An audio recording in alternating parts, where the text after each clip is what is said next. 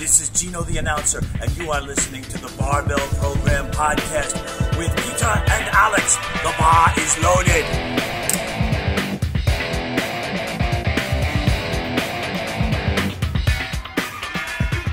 Because anyway, we have to clap. And now we're three persons. We have to clap in a synchronized way. So I count like in Terminator 2. Like it's 1, 2, 3, clap, clap, okay? Yeah. So 1, 2, 3, clap. That's awesome. Alex, you're gonna do the introduction for the first time in English.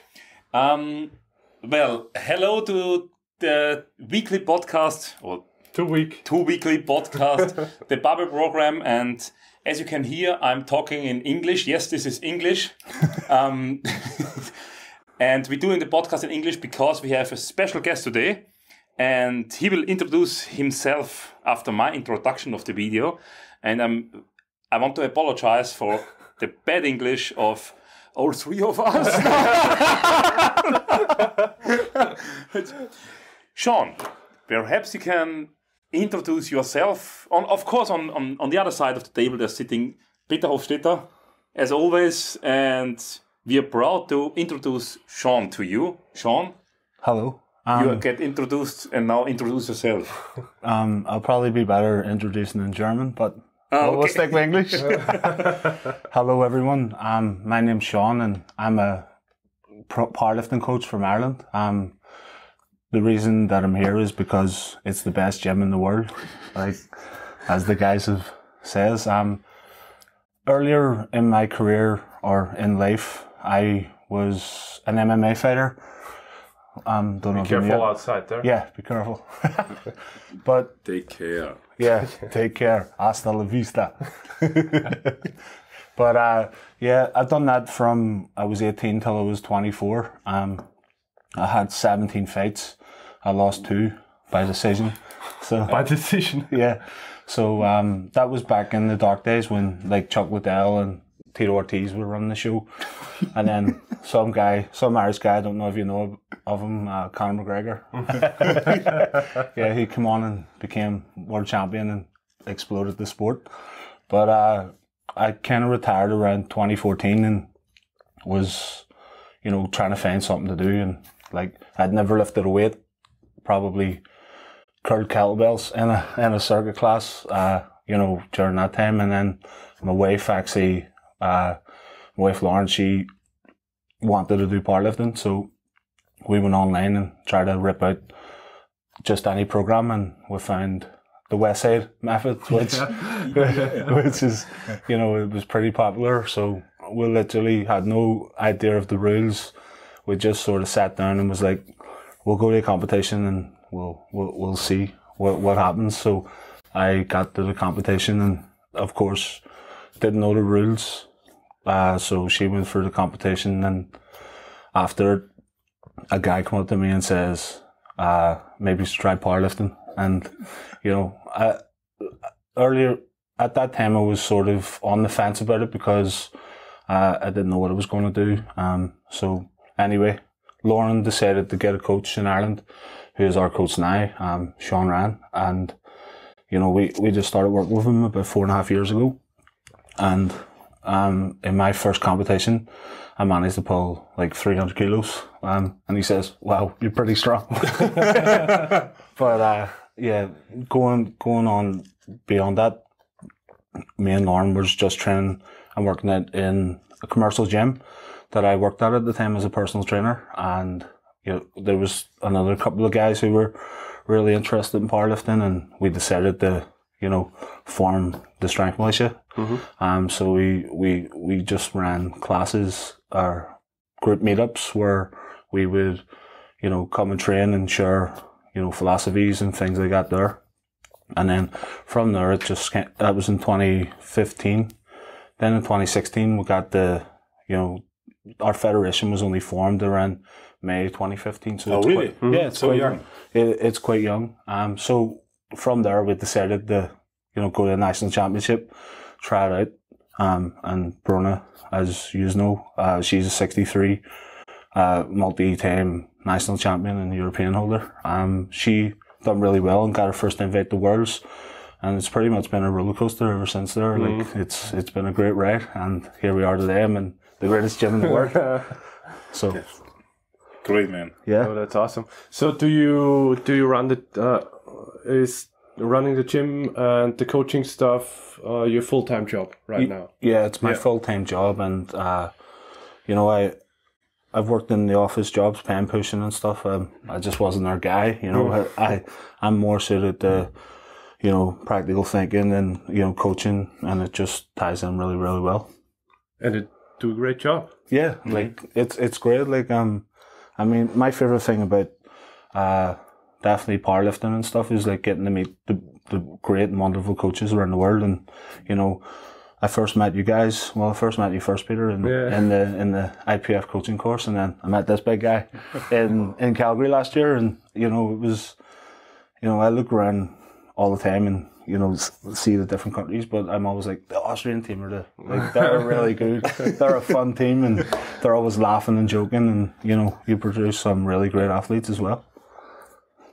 Yeah, we talked about yesterday about a little bit during our dinner about what's the great stuff in powerlifting. And I agree with you that meeting different persons from all over the world is, I think, it's the most important. To get there, you have to be good in powerlifting, of course. Yeah. So you have to train, you have to have the genetics, of course, and then you have to go there.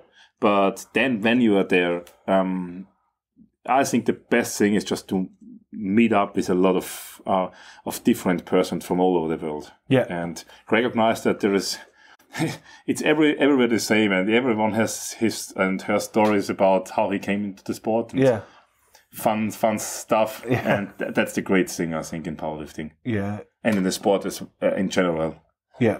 Yeah, but especially in powerlifting, because when we were last year at the Worlds, we sat on a table. I watched videos and took seminars with Mike Teixeira and the RTS crew, and just take a look around, and you're sitting on the whole on the same table, talking about training, coaching stuff, and all this. I think the higher the level gets in powerlifting, the more open-minded the guys are. Yeah. Yeah. Exactly. The better the athletes you have, the better the coaches are, the more open-minded they are. Yeah. They're not.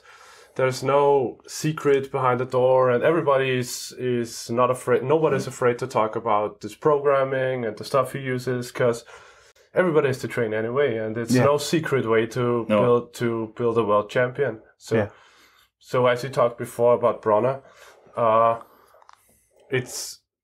think it's not the biggest secret how you build a world record. Yeah. You have to train and have to be built for it. Yeah. Like we had with René Brunner, he had the Masters 1 world record in the squat. I think it was 310, no, 305, and then squatted 309 in the 105 class. Yeah, that's amazing. So, but he always tells me he trains a variation of 531 from Jim Bendler, which is crazy. But I think he started in 2014, something like that. Yeah. But he's not training 531, the typical program. It's just the structure, and then he mixes it with RPE and all this stuff, and he has a very good feeling when it comes to training. And has the best legs and genetics for a big squat. Yeah. So when he sits, he is as tall as when he's standing. But you can watch him in the warm-up room. His first warm-up squat is as good as his third attempt. Yeah, it's just a bit faster or slower. Yeah. Everything's the same. I think that's one of the things that you can recognize I think the fun part in coaching is walking around and watching all the other nations and all the other strong athletes and what do they do. Yeah. And you can see at the first warm-up squat if they're gonna achieve a medal or not, or you have to get just 15th place or something like that. Because all really good squatters have a nearly perfect squat. Yeah. And it's pretty much there are exceptions. Yeah. Like, I don't know, Jen Thompson on the bench. Because I think every coach would try to correct her bench. But it's perfect for her. Yeah. Yeah, this is one thing you can adjust with training. You know, there is genetics, but nevertheless, the people with the athletes with the best genetics squat the best, not because of the genetics, because it's not just the weight and the kilograms, but the squat looks the best. So this is hard training, and over years. You know, over years, and that's the thing that has to come together to make a world class athlete. Genetics is good, and it's the most important thing. But if you are not training to just try to show the people the genetics, it doesn't do anything. We talked about it in a podcast before. What's your opinion on the genetic stuff? Do you think you can outperform genetics, or in powerlifting as a sport? I think that I've had lifters that have really good genetics and lifters that don't have such good genetics, and for sure the ones with the good genetics and the work ethic, that's important. That, you know, the good genetics, but they also have to have a real high work ethic, can go on and become like world champions. But if you've good genetics and, you know, you don't want to work or you're lazy, then not so much. The guys who, you know, aren't as gifted but have, you know, an iron will and more work ethic, they can surely overtake the guys with the good genetics. I agree with you completely. Yes, I think that the first 3, 4, 5 places in the world are, you know, there's a genetic stuff going on. But I think if you really take your heart to it and train and everything, then at least you can go to the world. I mean, this is this big thing, yeah. Yeah, of course. And then when we look at someone like Jennifer Milligan, who has, you know, she has a good work ethic. Yes. She has other commitments like family life, but she chooses to get up at 5 a.m. to do her training. You know, that's crazy. It's crazy, but that's what it means to become world champion. You know, so she has good genetics, but also she does what she needs to do. Yep. But I think she's a good example because she moved up a weight class, didn't she? Yeah, she has no problem with it to take 1 or 2 years time to get world champion in that weight class again. Yeah. Martina talked with her, and she said she's a really she's a role model. Yeah. But she's a role model and not screaming it out, you know? Yeah. She's just a role model because she's the way she is. Yeah. And that's a good thing. Yeah, like she's a mom. Yes. Things are changing then. Yeah. And she is, at least what I heard and what I saw, she has a very good training environment. Everybody's supporting her during training. I met her coach once. Mm-hmm. Yeah. And they're she's very strong and they are nice people. So that's I think that's a thing in powerlifting. Often we talked about it before. The stronger the guys get and the girls get, the more hearted and the nicer they are. There's a correlation between strength and a nice guy. Absolutely, and happiness. Yeah, and happiness. The most happy guy in the world is Benedikt Magnusson. Yes. You can see he's super strong, and there was an interview with him, and they asked him, "Okay, hi Benny, describe with one word how do you feel? Happy." You know what I mean?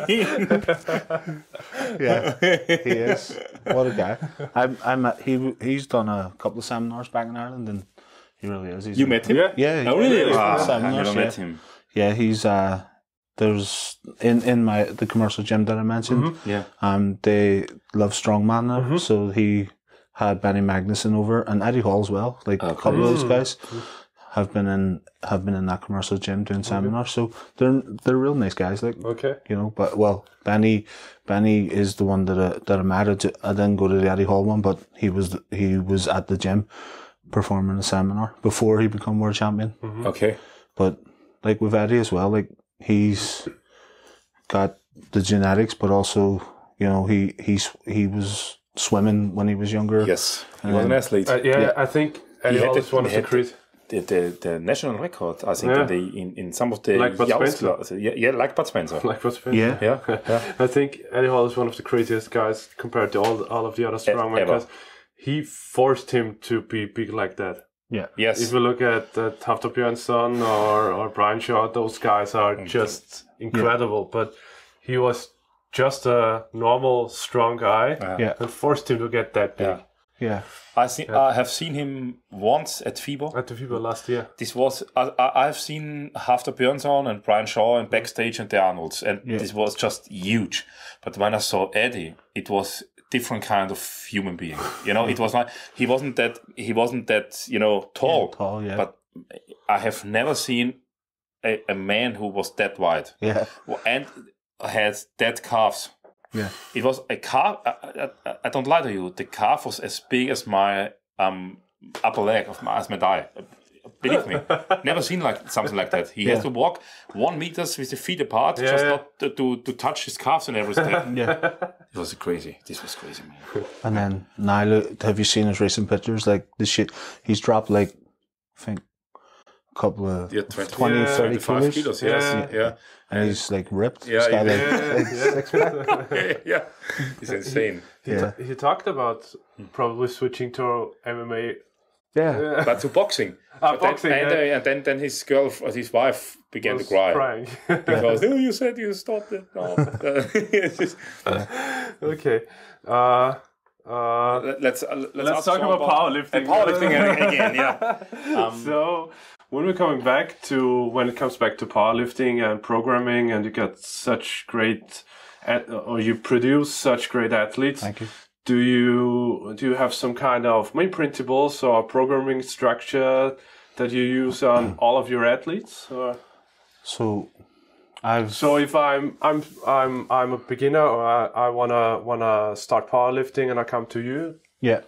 So most of my beginners, I'll put on a template where I'll look at frequency and I wouldn't look at max weights. I would just try and get them what I would call RP based, just to get them moving to see what they're like. So if I see a set of 5, it could be an RP 8. I would run that for a while, and then obviously just assess them and put them onto something more percentage based, maybe RP, but going along the level. I always try and incorporate training volume and also frequency. So for instance, I'll only for 99% of the time have a competition deadlift and just an accessory deadlift.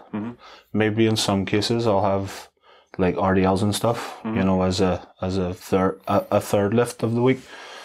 When I go to squats, in volume phase, I absolutely love high bars because it just loads the quads the best. And then coming into competition, I'll look at stuff just the competition work, transfer into that. But if they have issues with hip shift and stuff, I'll add in Frankenstein squats and things like that, just to get them hitting the ass to grass and coming at it. And then with bench, I like to really overload the bench, because in Ireland we're notorious for having weak benches, unless your name's Barry Pickett, who's the world record holder. You have a world record. Yeah, but yeah, we're notorious. So I like to put in about 6 variations a week. So I'll do. Okay, yeah. So it's on 6 different days, or is it just 6 lots? So two different exercises. Okay. 4 days. Well, we might have competition bench, and then close grip, for example. Close grip, for a back off. That's a super long day. You're going to typically be in the gym for 2.5, 3 hours that day. But I like to have my squat and bench my main exercise. So competition, squat and bench on day 1, and then on day 2 I like to have my competition deadlift. Yeah. Pretty much like Mike, but our program too. Our programs too. Yes. Yeah. I think all of us are looking a bit directed to this RTS stuff, and where you have your competition squat, competition bench, and then the competition deadlift, especially when it comes near to the competitions. Then last year I did some squat bench, and then probably an only bench day on one day, but I think it works out that way better. Yeah. But 6 variations is a lot. Yeah. Yes. The most I ever did is about 5, I think. Yeah, I think for about that. Yeah.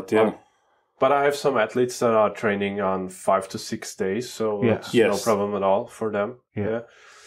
Sometimes though, that is in the extreme case. Sometimes it's 4, maybe 5. I just like to overload the triceps. Have you? Oh, that's a good point. Have you tried to put in some stuff like dumbbell bench press or incline bench press? Yeah, we have. See, our gym's limited with the equipment, so if we do incline, we just get 2 bumper plates under a bench, and then you old school, like old school. Yeah. We're all old school. Yeah. So stuff like that. So maybe it's not as incline as the dumbbells are, but it's still hitting it in a different way. Mm-hmm.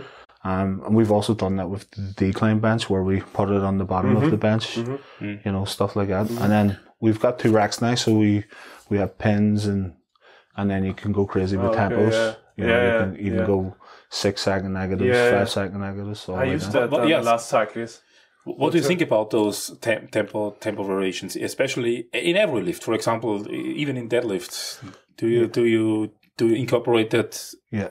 Sometimes and when in the cycle? So I don't do it during the competition cycle too, or do you do it during some build-up cycle? I would have it in generally around every cycle because for the most part the tempo has cleaned up a squat, in most cases. We just talked about it last week. Yeah. So for going into the taking Bruna for example, if I showed you a squat, because she's my longest client, but if I showed you a squat that she done in 2015 or 2016 words versus like the squat that she be done for the European record, it's like completely different.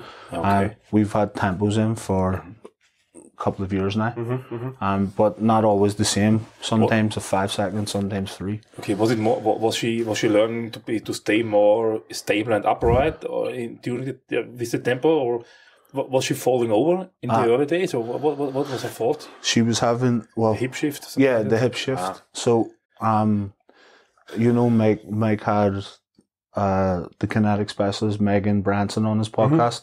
So we work with her for the European cycle. Okay. And like Bruna's squat transformed. She actually learned how to use quads and which was a big thing for her. Yeah. And sometimes when they have like over 95%, let's say, on their back, they're sometimes psychological, it changes. They don't squat like they do with 80%. So with Bruna, everything clicked that cycle because she was switched on. Everything was working perfect. And, she progressed really well. She was able to load the quads, things like that. I saw you do... Great. I'm sorry. But I saw you doing some small seminars at your Strength Militia also. And I saw you correcting a squat if someone raises their hips first in a squat. Yeah. So what was your coaching cue? So do you ever see... You are competitions all the time. I don't know what the German transition for chest up. Yeah. So I hear at competitions all the time. And basically Megan, who we work with, says that's an okay cue, but it's not the best cue because if you say chest up, they will bring their chest up and leave their hips. Extend. Yeah, the hip will extend and they'll go into lumbar flexion. So what she said was like keep everything super tight. And from the bottom, once you hit the bounce, drive your shoulders right up, and that brings everything up in sync, and your hips come through really nice. So they're thinking more with the shoulders? Yeah, so from the bottom, you drive your shoulders up the top with the lockout. Okay. And basically what that does is it just do it like this. Yeah, it's like poetry. Because this is the most common problem I think we have to deal with. Not these days, not that much that 2 years ago, but hips up first was and is still, I think, the biggest problem in squats. Yeah. I played around with the cue like get your hips forward. Yeah. When you come out of the hole. But the cue with the shoulders is also nice. Yeah. But what I figured out is the tempo. Yeah. I don't know exactly why, but they get a cue during tempo squats that they can really concentrate on just trying to bring their hips forward and not up. Yeah. And that is why I, for example, doing a concentric tempo too, for example, is, there are two different kind of tempos. Yeah. Sometimes we just concentrate on the eccentric. Yeah. Yeah. And then the concentric it can be really heavy. Yeah. And then you can do really light tempo where you just concentrate on a concentric too. And I did this with Matty, for example. He's normally a really upright guy, but he's very sensible with the squat. If he loses the bar just 1 centimeter in each direction, he just misses. Yeah. And he said that after 2 weeks of tempos, he had the feeling that he can just push everything against the bar and keep tight and upright. I'm very glad you said that, because we talked about that, and we just figured out the tempo is very important. The only difference that we have is that I don't give them an exactly number for the concentric part. Yeah. So just focus on the eccentric part, and then just tell them get up as fast as possible. And if there's probably a 3-3-3 squat, then I tell them, just use the weight that you can use it for a 3 concentric phase, 3 seconds, or a 3 concentric phase. And Alex is more like, when I tell you in a concentric phase, when I tell you to stop, you can stop. You have to stop. Yeah. So it limits different cues. Yeah, that limits the weight a lot. It's for a certain certain variation during the week of the squat, or for a deload phase, something like that. Yeah, but and that's the problem. You cannot use it during a peaking cycle, because then you just go off the weight too much. You're holding back on the concentric phase. Yes, and you shouldn't learn that. A problem, on a competition cycle. But I get the meaning and the technical. Yeah, I think you have to use. Everything is fine. You just have to figure out when you can use it. Yeah. It's what works for the lifter, right? Yeah. And then with deadlifts as well, what we do is I used to just be like, pull the bar in and then drive, but now I'm like load the quads, like really load them. And like if there's one, that was our discussion, because I'm totally up with you. Totally up. Use your quads, especially for the first centimeters of the floor. And Alex always told me the deadlift is no quad movement. You can. I'm thinking a little bit different now, but I know. Do you know why? Because normally when you just see the deadlift from a side angle, from the secondary plane, there is nearly no moment arm on the knee joint. But then I thought, okay, but you just feel the quads like crazy. If you just hold it, if you do post variation and do it strict, you feel the quads. And I thought about, okay, there must be something. And it's completely logical, because the hamstrings are pulling your knee in flexion. Because they're pulling on both sides, and they're not pulling just to straighten your hips. They are pulling to flex your knees. And the quads have to overcome this flexion movements, the moments of the hamstrings. And that's why you just feel the quads are more involved than you think when you see just a biomechanical model. Okay. And this is why I agree absolutely that the quads are more important than everybody's thinking, and I was thinking half a year ago. Yeah. So, like when the reason why it's such a powerful cue in, let's say, sumo for my guys, is because if there's 150 kilograms on the bar, the quads is lifting 149 of those kilograms, and then just 1 more kilogram to go before it leaves. So we drive the shoulders up, but drive the hips down hard. So you try, you just, it's like a leg press. Yeah, basically. It's like you hold it and you're just leg pressing it, push down. Yeah. So you push your hips down and simultaneously you push your shoulders up. And then the only way for the hips to go like is this. Yeah.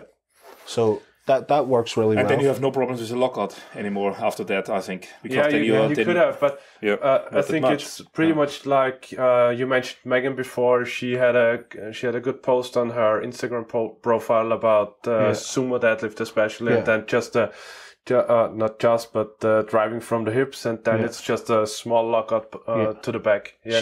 And if you look at a very good sumo deadlifter, it's pretty much like that. Knee hip.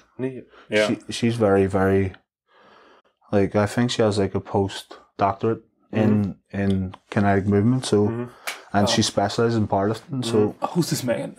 She works with Mike and the RTS crew. I think she does all the, what's her surname? Branson. But she's Megan that well, we can Megan.kinetic on Instagram. Oh, okay. Yeah. But she's very good. We can look up the link to her website, and she's just amazing. Yeah, I saw some of her posts. She's okay. That's really great. good. Yeah. This is one of the. It's a little of pity, but one of the few women just doing some kind of, as I heard, some kind of really technical things going on. Normally, it's like only I don't know, nothing technical, like Matt Wenning and. Yeah, for example. But I think, is it Matt Wenning or Donnie Thompson? One of them has a master's degree in biomechanic. Really? Yeah, one of them. Ooh. Yeah. You have to connect with those guys. Yeah. They know one thing or another. I'm one pretty thing sure. or another. Yeah. That would be cool. Yep.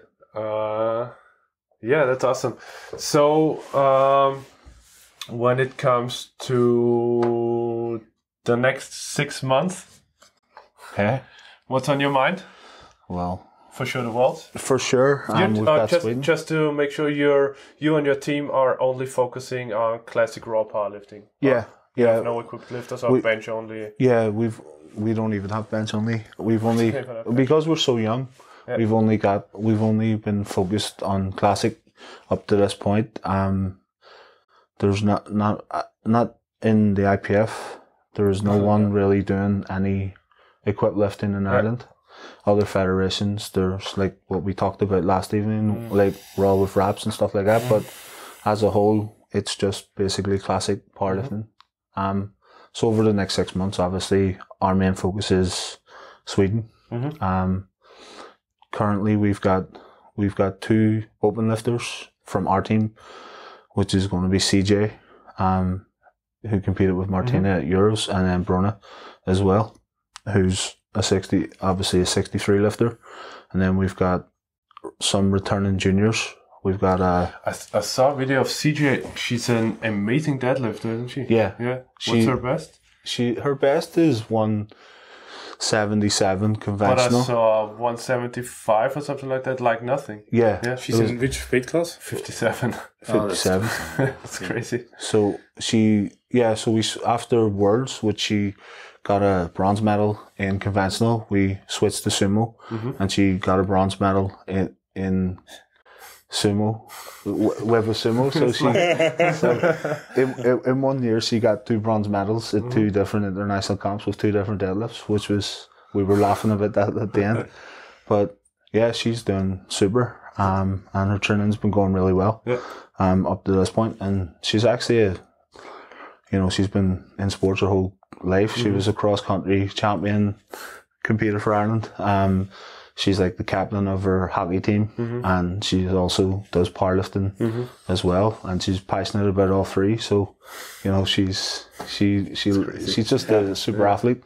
And then we've got a sub junior 17-year-old called Karina. She's going to compete in the 84 class this year, because we were 72, but I felt like she was 75, 76, cutting into 72. It was like, she's only 17. I mean, to have As we talked, we have a sub junior athlete, and she's always a little bit. She competed in 63 at the Worlds, and she got a bronze medal in the deadlift. Yeah. And she's always a little bit over those 63. And who? Vicky. Vicky. Yeah. And it's not her weight class. But yeah, it was at this age. No. Yeah. It was the same with Nina too. With but Nina we decided with Nina to go to 50. But she was about 54 or 50, and we decided to let her down in the 52. Yeah. And then she made 4 medals. 4 medals, yeah. So that's a reasonable decision. Yes, that's a super decision. It was a super decision. The decision now is to go up. It was her last sub and she knows it. She's she built a lot of muscles now, and she's 55 with no body fat. There's no talk about that now. But it was a good decision. Yeah. Yeah. But I think this is also... was the last day, Can you... We were phoning on the last day from the nominations. To the final nominations. The final nominations, and then he just changed that. Yeah. But sometimes it's a good decision, but if you look at long-term athletic development don't press them down and start with all this shit in the teenagers. Yeah. That's not good. I saw it with some junior and sub-junior equipped lifters. Yeah. We got a sub-junior equipped lifter in the 59 class, and he always cut it down in the 59 class for about, I don't know, 2 to 3 years. Yeah. And now he has for about 80 kilograms, like that. But at this age, it's so easy to build muscle structure. Yeah. Yeah.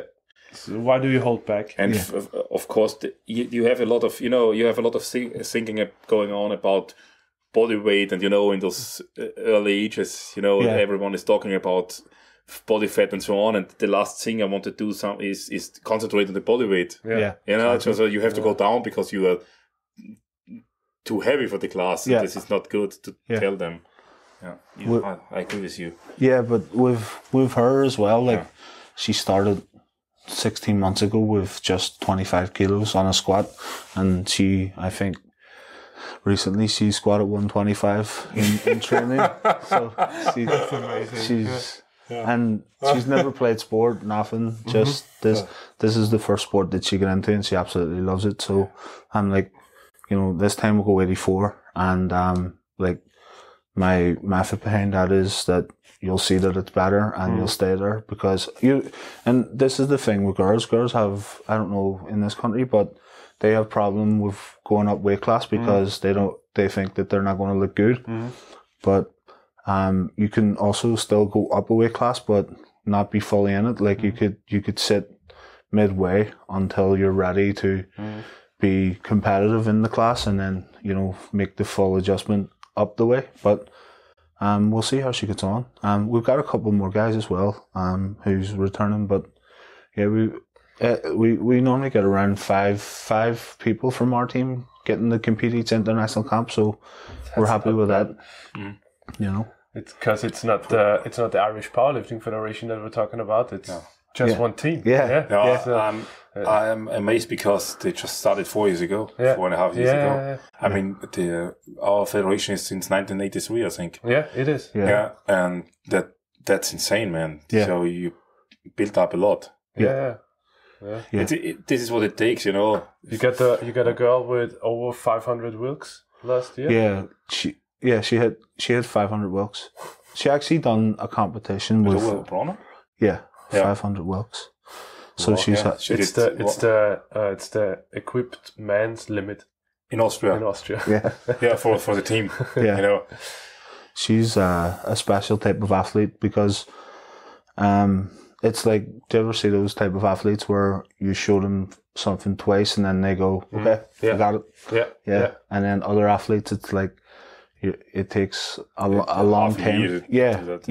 Did she play any sports before? Or? No. That's funny because she's done the circuit class. That's funny because most of the times I tell them, just do a lot of sports and play everything and find just movements, and then it works. It clicks like that if you get a coaching cue. But that's funny. Yeah, that's good. I tell her this all the time. She was just born to powerlift. Yeah, like most people, and especially because powerlifting is in Scandinavia, it's like it's a very important sport because they get funded, and it's just different up there. In our country, like football would be one of the top sports, and then even golf is ahead of powerlifting. MMA. Yeah, MMA. But another reason why like Worlds is so good is because everyone works hard, but after they get to go and spend some time socially, and the fun stuff really starts happening. Like in Belarus, you were in the lobby in Hotel Belarus, and the worst thing you could ever do is give powerlifters a hotel lobby, and the beer is like 50 cents per bottle. Because, and then what you do there, you add Gino into the mix, and then that's it. I think Gino was not one night in his room. During the World. No way. And the fun thing about that is like, I think Instagram Live was just starting, so I I was only actually over for a couple of days with a junior, with Carrie, and she's actually going back to Worlds this year, so she's been making good progress. But this was her first time there, and you know, she didn't drink or anything, so she went back to the room, but I went down to check it out at the hotel lobby, and you know, where was Gino? He was like, "Hey man, what's going on?" And I was like, because you know, when you go away, he's like the larger than life character. He's just great, and everyone wants a piece of him. Everyone just wants to buy him a drink. Everyone wants to be around him. Yeah. You want to hear his crazy stories. He was sitting right here. Yeah. On your chair. Yeah. Right here. Yeah. I watched. But he's a real interesting guy, and if you want a story, like you've got one, like you know. My favorite one's how he got into powerlifting, where he was on the Jersey. He was announcing a wet t-shirt competition on the Jersey Shore, and then a guy just come up to him and went, "Can you announce my powerlifting meet?" Yes. And he's like, "I don't know, guy, but I'll try." But now he's referee too, yeah? Yeah. You told me he's referee. He's a ref? Yeah. He got a ref. He's a ref. Yeah. But only at the US Nationals. Yes, and I know. Stuff like that. But he could be a referee. He has his jacket with IPF speaker on it. Yeah. Oh, really? Yeah, Gaston always wants him to use this jacket, and he always likes to dress. Okay. Like Gina dresses. Yeah. But yeah, he's a great guy, and the thing I like about him as well is, like, if there's a failed lift, because not everybody that's in the crowd understands the rules, he'll explain like why he failed. Yes. Yeah. You know? That's very important. Yeah. Yes, that's very important. It's kind of, you know, it's not that easy to be a good speaker, because you want to help the athletes, but then you have a, 2-to-1 decision, and you cannot speak against the referees. Yeah. But you have to speak for the athletes. So it's kind of hard to figure that out. But he's not that bad in that. He's really good. Yeah. Just that's good. He's always a good guy to have. Yes. And then there's other funny stories, I mean, that he's talked about. The story where in Belarus, like, the Irish team was like I was there for 2 days, as you know. But everyone wanted to hang out with the Irish team, and I was talking to, like, the American guys that I know, and they were saying, yeah, like, last night got crazy. We wrestled on the grass outside the Hotel Belarus, and I was like, and we had our shirts off and all this type of crazy stuff. It was like an WWE wrestling? Yeah, like, there was great. People jumping off the top of the cage. Very good. Yeah. That's amazing. But we do this stuff right here. Yeah. That's great. Yeah. That's great. It spreads all over the world. That's good. It's good. I think they should give the best lifter in the worlds this year Money in a Bank briefcase. You're so right. And the belt. We talked about it yesterday. Yes. We're skipping all of this trophy stuff. Yes. Bullshit. We gotta get belts. Yeah. Belts. A championship belt. Man, we will do it. Yeah. In Freistadt, there will be, and this is an announcement from the president. From the president, right here. In Freistadt, we will the winner of the female and male national championship will get the belt, powerlifting belt. We have to do that. We gotta do that. We have to check where we can find some belt. I have a link for you who makes the WWE belts, the real ones. Really? In America, yeah. Perhaps you can take a belt who has. We have to do this. That's like you have to give it to the next. Like, yes. Yeah. Like we will do it like a real that. Championship yes, belt. and if you lose it, we cut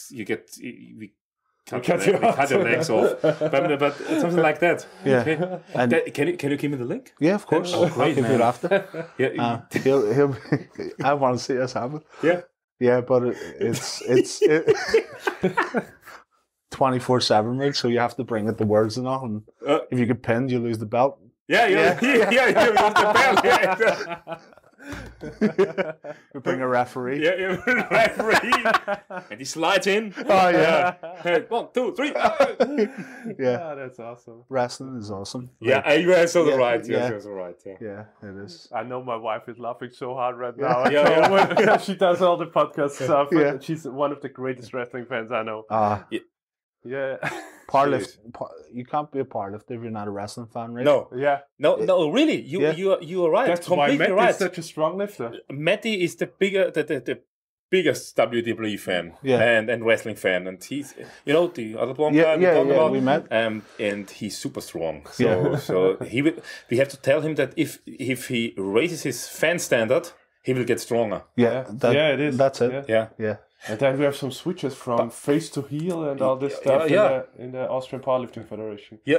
That's awesome. By the way, we get the ring in the gym. Yeah. In the future, yes, we just throw away. We just need the space. No, we have it. We have these blue mats are lying. We just throw them out because nobody needs a mat. This is no playground, and we put in a wrestling ring. Yeah. Can you imagine if I show you the gym or Peter and he goes around with you and then he goes upstairs and then suddenly there is a flying elbow drop from this top rope on a guy and you say, "What's that?" And this is wrestling. Why do you ask? And I'm sure you get you sign a member. Yeah. Right away. Sure, And if you don't, get the fuck out of here. Or go in there. Go. You should have like wrestling shows, and then outside interference, someone jumps in with a chair, hits him over the head, calls the ref in. Great. And then lifts the Money in the Bank briefcase. Yes, and the belt. The Money in the Bank. Okay. Peter, this was our first podcast in English. In English, probably not the last one because we got some invitations already sent out. Yes. Because awesome. Probably one of our main crushes is Steve Ringgold. Right. Yes. Oh yeah, awesome we guy. love him. Yeah, he's a great. I mean, the most beautiful person in the world is Martina. Yeah. Then there's coming nothing for a long time, and then there's Jasmine? Peter.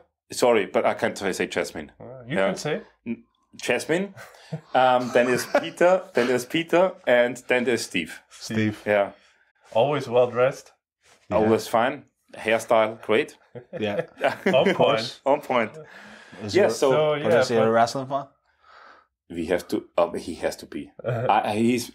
What was the name of the wrestler who was dressed like a policeman? In the The 90s? policeman, I Oh, think. Big Boss Man. Big Boss Man. Big Boss Man. Yes, it is Big Boss Man.